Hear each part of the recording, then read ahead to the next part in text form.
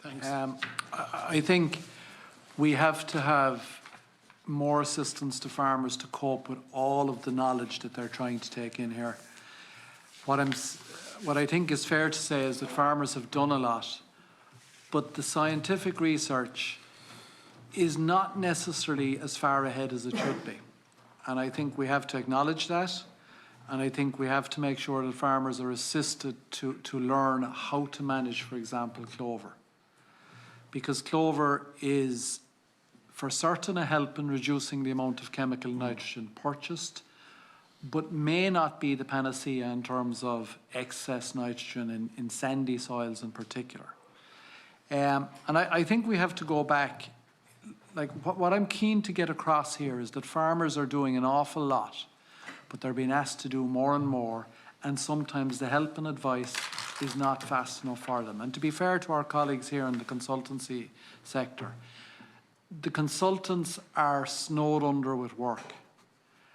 And, you know, I have here the nitrates handbook that farmers are meant to assimilate, 57 pages.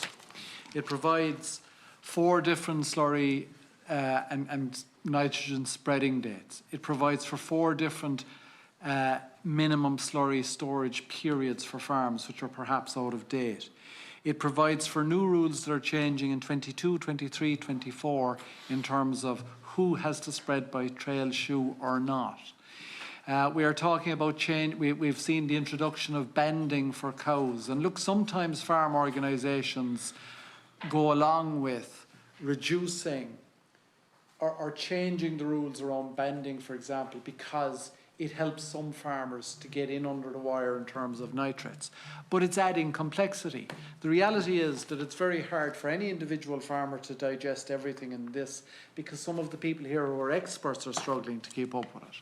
The facts are that the experts in consultancy and in Teagasc are snowed under trying to help farmers comply with the ever-changing rules, and they are changing every day. And like, what are we talking about here? Because I think it's important in a public forum for people to understand that there are 2 types of farmers really in this country now. There's the full-time dairy farmer or large-scale beef or tillage farmer.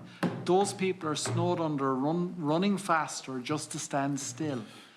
They're worked to the bone trying to do their calving at this time of the year, but they've got all this kind of stuff changing. And then there's the part-time farmer who's flat out trying to work the off-farm job with the on-farm, you know, doing it by night. And the more and more we're getting regulation after regulation after regulation to try and comply with these demands, the harder it is. And I'm really concerned, actually, that people are going to burst at some stage and say, we've had enough of this. And I think, you know, we have to look at the fact that the EPA has been very strong on what farmers should do and what they're failing to do.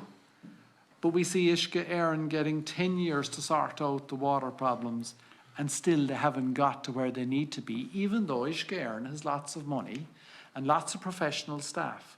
Farm families don't have it. They depend on their advisors, but their advisors are flat out trying to cope with all of this stuff under nitrates. And then you get the lack of fair play for farmers. And I said it the last time I was here, and I'll say it again, about a farmer who has got a penalty in a letter dated February 2024 relating to an inspection in 2019 under SMR1, which is about nitrates. And the penalty arose because of the mix between how much cattle ration was fed at grass, how much P&K was spread, and what the index for that soil was in that farm. 3 moving parts, all complicated, all requiring really an advisor to help. And the farmer is treated as badly as to be told nothing for 4 years, and then in 2023 a penalty is applied. And I think you've mentioned, or somebody has mentioned here today, the trebling of penalties. So if you're wrong in 2019 and you're not told about it in fair time, which is, in our view, pretty much as soon as possible after the event, you may well do this, make the same error in 2021, 2 or 3. And if you're told about it in 2024, you actually could have a trebling of penalty. This is what farmers are up against. And all we're saying is there has to be fair play, and there has to be some recognition that if we want farmers to do all of this stuff, we either increase massively the support that's available for Teagasc, or else we say we've got to slow down with the regulation. Okay. I think that there's a real concern here about what will rural Ireland look like in the future. And I think a few years ago, we didn't spend enough time having a big picture view of how we get the balance right between dairying, tillage and livestock enterprises. And all of this regulation that's been driven from Brussels and accepted, I suppose, in Dublin is making it harder and harder for the family farm model to survive. The need for lots of complicated advice. The fact that if you're renting 30 or 40 acres, you're probably going to get blown out of the water as a livestock farmer. The fact that we're asking dairy farmers to run harder to stand still, that, you know, there was a time not so long ago 60 cows was a viable living. Now it's 120, but where does this all end?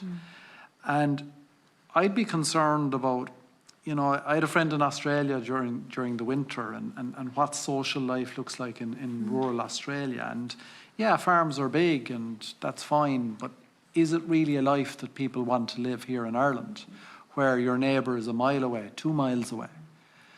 So I think we have to try and get that balance right. And I think part of that is saying we need to be careful that if, for example, we reduce down to 170, the consequence isn't to blow all of the medium and smaller scale cattle and sheep farmers out of the water. The consequence isn't to say we only have a handful of tillage farmers on a very large scale. The consequence is that we aren't down to farms of 300-400 cows only. And then there's a labour question about how we solve that. And then the young people farming those 300 or 400 cows notice that they don't have any neighbours anymore, and that, God, maybe it's not really that good of a life after all. So I think we got to get the balance between all of those things correct. And, you know, we mentioned earlier about the need for extra slurry storage. That's a consequence really of changing weather patterns to some considerable extent. We saw it this year with winter starting in September, October. And people spent a lot of money on slurry storage back as far as 2007 and 8 and ever since. But they're being asked to do more now. And we have a scenario now where bank interest rates have gone up considerably in the last 2 years as a consequence of things beyond our control, I suppose, probably printing too much money. But you can't really advise a farmer to borrow money now, and some of them won't get the loans anyway, to expand their slurry storage when the banks know that they could be waiting 2 years to get a TAMS grant, when they know that the TAMS grant is capped, when they know that the TAMS grant is not accurate in terms of the costings because the cost of construction is unpredictable and going up. We've got to try and get those things right. That's why we're saying we have to have a higher grant rate, particularly for those cattle and sheep farmers that can't afford to pay for extra slurry storage. And ultimately, when we look at what are farmers doing, you know, that could be improved on, there's a lot of talk about people spreading slurry when the close season is on. But that's a consequence primarily of unpredictable weather. We all know a few people are not perfect, but a lot of people, it's down to factors beyond their control. If they had more slurry storage, they'd be okay, but it's costing them too much to do it. They're young people, their kids are not clear about where they're going in farming and probably saying maybe not. Okay. And we got to get all that together right. I think it's fair to say we are coming up against very negative messaging from Europe. But I think there's a bigger question, which is who runs Europe? And in my view, you know, the European Union was set up with 3 institutions, the Commission, the Council, and the Parliament.